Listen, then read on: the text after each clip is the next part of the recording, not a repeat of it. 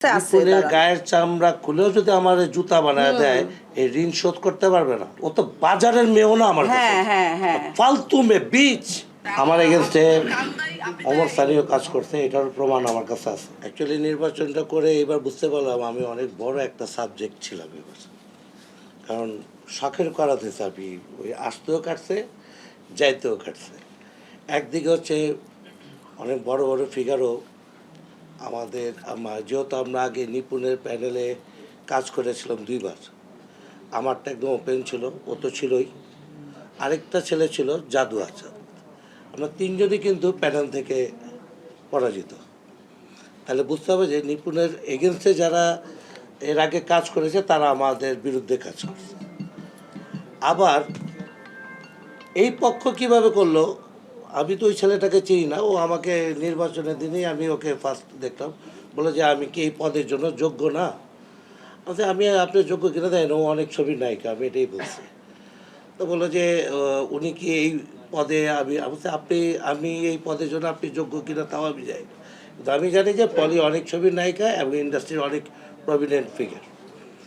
আর আপনি যাকে নিয়ে দাঁড়াইছেন সে তো প্রশ্নই আসে না আমার সাথে দাঁড়ানো, কারণ আমি একজন ফুটবল প্লেয়ার ছিলাম, আমি ব্যাডমিন্টন খেলে ওই সমিতিতে আমি যেই ফ্রিজ এবং ওভেনটাও আমি দিয়ে আসছি, এবং ভিতরে যে টাইলস করাটা ওইটাও আমার।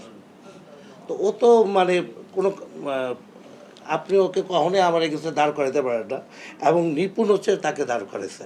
এবং এটা তো আমি অনেকে বলছে যে জাস্ট আমার এখানে একটা মোবাইলে আছে, আমেরিকা থেকে ফোন আসছে, অনেক ধরনের মেসেজ আসছে, আমি কারোর নাম বললাম না। আগে তো জায়েদ আর নিপুণের দ্বন্দ্ব ছিল, সেই দ্বন্দ্বের রসায়নও আমরা পড়ছি। তো অনেক ফোন আসছে যারা বলছে যে এই এই এই ভোটে ভোট দিবা, আমরা পাস করব, দেন তোমাদেরকে ক্যাশ দেওয়া হবে। এটা আমার কাছে আমার মোবাইলে এই লেখাটা আছে। বিপুলের গায়ের চামড়া খুলেও যদি আমার জুতা বানায় দেয়, এই ঋণ শোধ করতে পারবে না। ও তো বাজারের মেয়েও না আমার কাছে, ফালতু মেয়ে বীজ।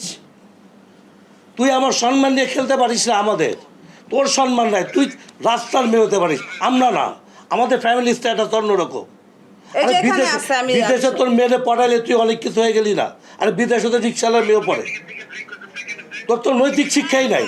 আমার এগেনস্টে অমর সানিও কাজ করছে, এটার প্রমাণ আমার কাছে আছে। শিল্পী সমিতির জন্য জায়েদ খান, ঠিক জায়েদ খান ওদেরকে বাতিল করছিল, আমি তো বললাম ওই জায়েদ খানের কাছে তো এর জন্য ক্ষমা চাইলাম।